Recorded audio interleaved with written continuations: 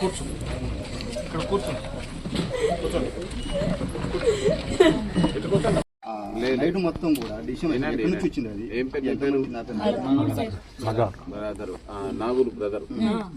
Already నిన్న చెప్పడం, వాళ్ళని ఇప్పుడు మనము ఎంత తొందరగా అరెస్ట్ చేస్తే అంత తొందర. ఇప్పుడు మనం కస్టడీలోకి తీసుకుంటాం. తీసుకున్న తర్వాత వాళ్ళందరినీ మనం ఎక్కడెక్కడ ఏం జరిగింది, ఏ టైంకి ఎక్కడ ఉన్నారు, మన దగ్గర ఉన్న ఆధారాలు వాళ్ళు చెప్పే వాటిని క్రాస్ చెక్ చేసుకొని దాన్ని రాస్తాం. రాసి కోర్టుకు సబ్మిట్ చేస్తేనే శిక్ష వస్తుంది. సో అది ప్రాసెస్లో ఉంది. ఎందుకంటే ఇది నల్గొండ కోర్టు ఉంటుంది. నల్గొండ కోర్టు ఉంటే డిఎస్పీ గారు ఇన్వెస్టిగేషన్ ఉన్నారు, మన సూర్యాపేట డిఎస్పీ గారు. అది ప్రాసెస్ నడుస్తుంది. అదంతా వచ్చేస్తుంది. వచ్చినాక మళ్ళీ మనం పేపర్కి ఇస్తాం, ఏం జరిగింది మీకు చెప్తాం. అయిపోయినాక ఫస్ట్ రోజు అతను అయ్యాలి చెప్పి తెల్లారేమో ఇప్పుడు ఇవన్నీ ఎట్లొస్తున్నాయి సార్ సోషల్ ఇప్పుడు ఇష్టం బతకాలని ఆలోచన కూడా లేదు సార్. ఏనండి అమ్మా, సోషల్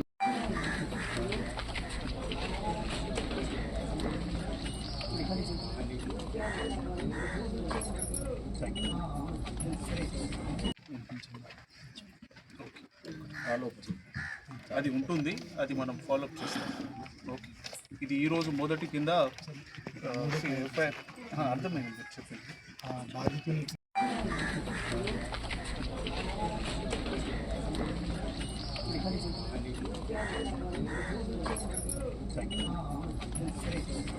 ఎస్పీ గారు స్వయంగా అక్కడ సైట్లో వచ్చారు.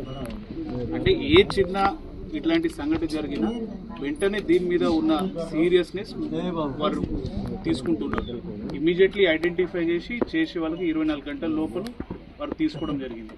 దాని తర్వాత ఇప్పుడు బాధ్యతల పరంగా చూసుకుంటే కొన్ని విషయాలు మీకు క్లారిటీ కింద చెప్పాలంటే, ఇట్లాంటివి చాలా సీరియస్ కేసెస్. ఇది దీనికన్నా ఇంకా పెద్ద సీరియస్ కేసు సాధారణంగా ఏమి ఉండవు. ఆ విషయంలో చాలా సీనియర్ స్థాయిలో ఎంక్వైరీ ఆఫీసర్ అపాయింట్ చేయాలి. సో డిఎస్పీ స్థాయిలో ఎంక్వైరీ ఆఫీసర్, డిఎస్పీ స్థాయి ఎంక్వైరీ ఆఫీసర్ ఉన్నా కూడా ఎస్పీ గారు స్వయంగా ఈ విషయంలో రెగ్యులర్లీ ఫాలోఅప్ చేస్తున్నారు. మా దగ్గర కూడా ఆ అంశంలో మేము డిస్కస్ చేస్తూ ఉన్నాం. ఇట్లాంటివి జరగడం కరెక్ట్ కాదు. దీంట్లో శిక్ష పడాల్సింది. శిక్ష పడాలంటే చట్టం పరంగా, ఎంక్వైరీ పరంగా ఉన్న అన్ని ప్రొసీజర్ ఫాలో చేసుకుంటూ ప్రాపర్గా చేసుకోవాలి. ఇప్పుడు జ్యుడిషియల్ ఎంక్వైరీ నుంచి వాళ్ళు ఇక్కడ తీసుకొని వాటికి సంబంధించి అన్ని విషయాలు డీటెయిల్గా ఆలోచన ఏంటి, వెనక ఏమేమి అంశాలు ఉన్నాయి, ప్రతిదీ ఎంక్వైరీ చేసి ప్రాపర్గా దీంట్లో రికార్డు మీద రావాలి. రికార్డు కోర్టు జడ్జి గారి ముందు సాదరిస్తే అక్కడ వాదించడానికి మనం సీనియర్ లాయర్ గారు అక్కడ పెట్టేసి దాని పరంగా జరిగేటట్టు ఇక్కడ వారు చర్యలు తీసుకుంటున్నారు. దాని ప్రకారంగా ఇది జరుగుతుంది. ఇది ప్రత్యేకంగా అంటే తప్పు చేసే వాళ్ళకి, అంటే నేరం చేసే వాళ్ళకి శిక్ష పడ్డం, ఆ విషయం వారి తరఫున వారు ప్రాపర్గా ఫాలోఅప్ చేస్తున్నారు. నా తరఫున నేను కూడా వారితో రెగ్యులర్గా కోఆర్డినేషన్ కానీ ఫాలోఅప్ కానీ నా తరఫున ఉన్నది. ఈ విషయంలో మీరు ఇది మేము మీకు ఒక భరోసాగా చెప్పేది, ఇది జరిగే వరకు కూడా ఫాలోఅప్ ఉంటుంది. ఇప్పుడు ఎంక్వైరీ ఆఫీసర్ కూడా దీంట్లో ప్రాపర్గా వాళ్ళు రాయాల్సినవి వాళ్ళకి టైం లిమిట్ లోపల ఎంక్వైరీ కంప్లీట్ చేసి అన్ని తాత అంటారు, నాన్న అంటారు, నాన్న గారికి అమ్మమ్మ గారికి ఖచ్చితంగా న్యాయం జరిగేటట్టు చేస్తాం. ఓకే, వాళ్ళకి శిక్ష పడ్డట్టు పర్సూ చేస్తాం. ఓకేనా? అంతవరకు మీరు మంచి భోజనం చేయాలి, బడికి పోవాలి. చేస్తారా? Okay, right. Thank you. ఎస్బీఐలో జ్యోతి అండ్ సంధ్య ఇద్దరు సంబంధించిన ప్రొసీడింగ్స్ తీసుకోవాలి. ఇది ప్రొసీడింగ్ వివరాలు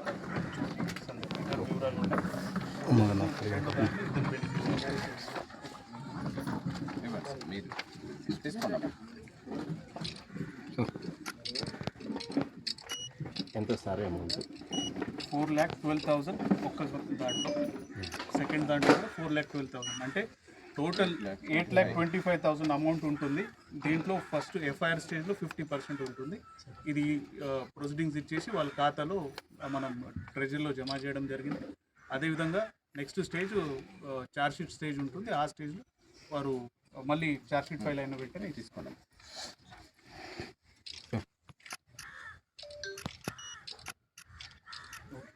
ఇంట్లో ఉన్న వాళ్ళు ఎవరున్నారు? ఇట్లాంటి సంఘటన జరిగిన వెంటనే దీని మీద ఉన్న సీరియస్నెస్ వారు తీసుకుంటున్నారు. ఇమీడియట్లీ ఐడెంటిఫై చేసే వాళ్ళకి 24 గంటల లోపల వారు తీసుకోవడం జరిగింది. దాని తర్వాత ఇప్పుడు బాధ్యతల పరంగా చూసుకుంటే కొన్ని విషయాలు మీకు క్లారిటీ కింద చెప్పాలంటే, ఇట్లాంటివి చాలా సీరియస్ కేసెస్. దీనికన్నా ఇంకా పెద్ద సీరియస్ కేసు సాధారణంగా ఏమి ఉండవు. ఆ విషయంలో చాలా సీనియర్ స్థాయిలో ఎంక్వైరీ ఆఫీసర్ అపాయింట్ చేయాలి. సో డిఎస్పీ స్థాయిలో ఎంక్వైరీ ఆఫీసర్, డిఎస్పీ స్థాయి ఎంక్వైరీ ఆఫీసర్ ఉన్నా కూడా ఎస్పీ గారు స్వయంగా ఈ విషయంలో రెగ్యులర్లీ ఫాలోఅప్ చేస్తున్నారు. మా దగ్గర కూడా ఆ అంశంలో మేము డిస్కస్ చేస్తూ ఉన్నాం. ఇట్లాంటివి జరగడం కరెక్ట్ కాదు. దీంట్లో శిక్ష పడాల్సిందే. శిక్ష పడాలంటే చట్టం పరంగా, ఎంక్వైరీ పరంగా ఉన్న అన్ని ప్రొసీజర్ ఫాలో చేసుకుంటూ ప్రాపర్గా చేసుకోవాలి. ఇప్పుడు జ్యుడిషియల్ ఎంక్వైరీ నుంచి వాళ్ళు ఇక్కడ తీసుకొని వాటికి సంబంధించి అన్ని విషయాలు డీటెయిల్గా ఆలోచన ఏంటి, వెనక ఏమేమి అంశాలు ఉన్నాయి, ప్రతిదీ ఎంక్వైరీ చేసి ప్రాపర్గా దీంట్లో రికార్డు మీద రావాలి. రికార్డు కోర్టు జడ్జి గారి ముందు సాదరిస్తే అక్కడ వాదించడానికి మనం సీనియర్ లాయర్ గారు అక్కడ పెట్టేసి దాని పరంగా జరిగేటట్టు ఇక్కడ వారు చర్యలు తీసుకుంటున్నారు. దాని ప్రకారంగా ఇది జరుగుతుంది. ఇది ప్రత్యేకంగా అంటే తప్పు చేసే వాళ్ళకి, అంటే నేరం చేసే వాళ్ళకి శిక్ష పడ్డం, ఆ విషయం వారి తరపున వారు ప్రాపర్గా ఫాలోఅప్ చేస్తున్నారు. నా తరపున నేను కూడా వారితో రెగ్యులర్గా కోఆర్డినేషన్ కానీ ఫాలోఅప్ కానీ నా తరపున ఉన్నది. ఈ విషయంలో మీరు ఇది మేము మీకు ఒక భరోసాగా చెప్పేది, ఇది జరిగే వరకు కూడా ఫాలోఅప్ ఉంటుంది. ఇప్పుడు ఎంక్వైరీ ఆఫీసర్ కూడా దీంట్లో ప్రాపర్గా వాళ్ళు రాయాల్సినవి వాళ్ళకి టైం లిమిట్ లోపల ఎంక్వైరీ కంప్లీట్ చేసి అన్ని క్రైమ్ రిలేటెడ్ ఉన్న అన్ని అంశాలు జోడించి ప్రాపర్గా ఇది క్లియర్ చేసుకుంటారు. అది రెండోది రిలీఫ్ పార్ట్ వచ్చేసరికి జరిగిన దాని తర్వాత రిలీఫ్ అంశంలో అడ్మినిస్ట్రేషన్ తరఫున మీకు ఏదైతే కేసు అయిన తర్వాత ఇవ్వాల్సిన రిలీఫ్ అమౌంట్ కావచ్చు, మిగతా దాంట్లో రిలీఫ్స్ ఉంటాయి, ఇల్లు కానీ ఉపాధి కానీ, ఆ అంశాలు కూడా ప్రాపర్గా ఫాలోఅప్ చేసి దాన్ని కూడా ఫాస్ట్గా చేస్తాం. కొద్దిగా స్టార్టింగ్లో మేము కొద్దిగా ఒక వారం 10 రోజులు ఎందుకు హోల్డ్ చేస్తామంటే జరిగిన తర్వాత ఇంట్లో ఉన్న వాళ్ళు వారు బాధల్లో ఉంటారు. కొద్దిగా సాంప్రదాయపరంగా ఉన్న కొన్ని కార్యక్రమాలు ఉంటాయి, అది చేసిన తర్వాత మీరు కూడా అప్పుడు కొద్దిగా ఆలోచన చేయగలుగుతారు. కాబట్టి అందుకనే వెయిట్ చేయడం జరిగింది. కానీ అయినా సరే ప్రత్యేకంగా నేను జిల్లా ఎస్పీ గారు ఇక్కడ రావడానికి కారణమే ఇది. ఏది ఉన్నా మేము మీకు తోడుగా ఉన్నాం. నా జిల్లాలో ఉన్న ఎస్పీ గారు కూడా మన జిల్లాలో ఉన్న ప్రతి ఒక్కరికి భద్రతా విషయం కానీ మిగతా అన్ని అంశాల గురించి మనం బాధ్యతగా ఉంటున్నాం. ఈ అంశం కూడా చాలా సీరియస్ ఉన్నది. దీంట్లో కూడా అదనంగా కూడా మా అంతు మీ కుటుంబానికి ఇద్దరికి ప్రత్యేకంగా 2 కూతురులు ఉన్నారు, వాళ్ళకి చేయాల్సిన అంశాలు కూడా టేకప్ చేస్తామని మీకు చెప్పడానికి ఇక్కడ వచ్చినాం.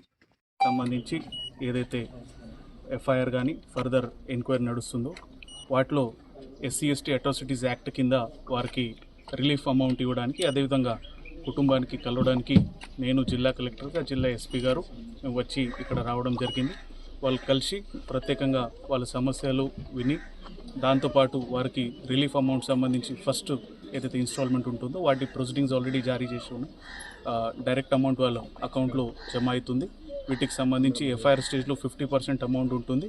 అది 2 కేసెస్ కాబట్టి 2 బెనిఫిషరీస్ సంబంధించి రిలీఫ్ అమౌంట్ వారి ఖాతాలో జమ చేయడానికి ఆల్రెడీ ఆర్డర్స్ ఇచ్చి ఉన్నాము అండ్ వాళ్ళు డైరెక్ట్గా జమ అవుతుంది. అదేవిధంగా ఈ విషయంలో జిల్లా ఎస్పీ గారు నేను వచ్చి దీంట్లో ఎంక్వైరీ ఆఫీసర్ కావచ్చు, అదేవిధంగా ఎంక్వైరీ సంబంధించిన అంశాల గురించి పూర్తి స్థాయిలో ఎలాంటి దీంట్లో లాక్సిటీ లేకుండా, డీలే లేకుండా చాలా స్ట్రిక్ట్గా ప్రతి అంశాన్ని పరిశీలించి ఎంక్వైరీ చేసి దాంట్లో ఛార్జ్షీట్ విషయంలో ఎస్పీ గారు, concern enquiry officer DSP Suryapet గారు చొరవ తీసుకుంటున్నారని, అదేవిధంగా ఈ అంశంలో చాలా సీరియస్గా ప్రాపర్గా పర్సూ చేస్తామని ఈ సందర్భంగా ప్రత్యేకంగా కుటుంబానికి భరోసా కల్పిస్తూ వారికి రిలీఫ్ అంశాలు కూడా ప్రత్యేకంగా ముందు తీసుకోవడానికి వారికి వచ్చి కలవడం జరిగింది.